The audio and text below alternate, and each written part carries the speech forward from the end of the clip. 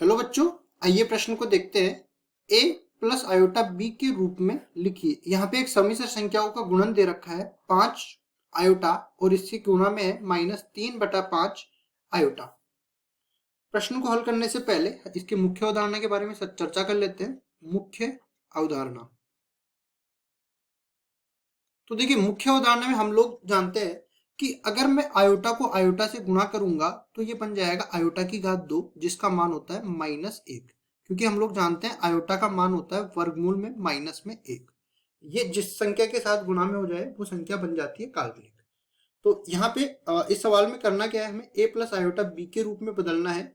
जैसे मैं बता देता हूँ, यहाँ पे z बराबर में a प्लस आयोटा b कोई समिश्र संख्या, ये समिश्र संख्या को निरूपित करता है जहाँ पे a और b, ये a और b दोनों ही वास्तविक संख्याओं से आते हैं, लेकिन ये b आयोटा से गुणा होने के कारण a इसका काल्पनिक भाग, a इसका वास्तविक भाग बन जाता है, वास्तविक भाग, और b जो है इसका काल्पनिक भाग बन जाता है, काल्पनिक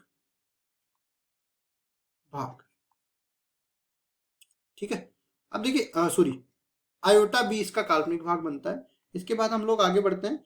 तो यहाँ पे जो समिश्र संख्या दे रखी है, पहले तो इस पूरे को मैं जेड के बराबर मान लेता हूँ। ये पूरा गुणा में है 5 आयोटा और गुणा में -3/5 आयोटा। अब इन दोनों को गुणा करते हैं तो देखिए यहाँ से 5 को गुणा कर देंगे माइनस में 3/5 के साथ, और जो आयोटा और आयोटा है इनको अलग से गुणा कर देंगे, आयोटा और आयोटा।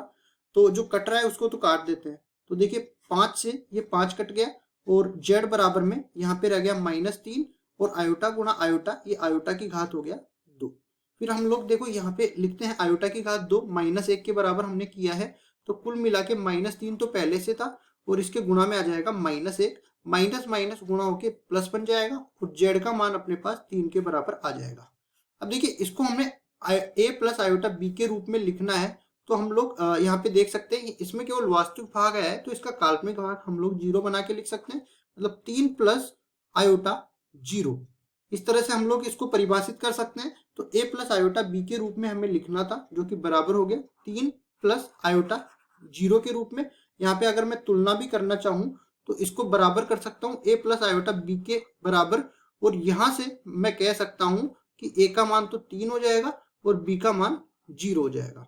ठीक है जी, यही अपना उत्तर हो जाएगा। आशा करता हूँ ये सवाल आपको समझ में आया होगा। धन्यवाद।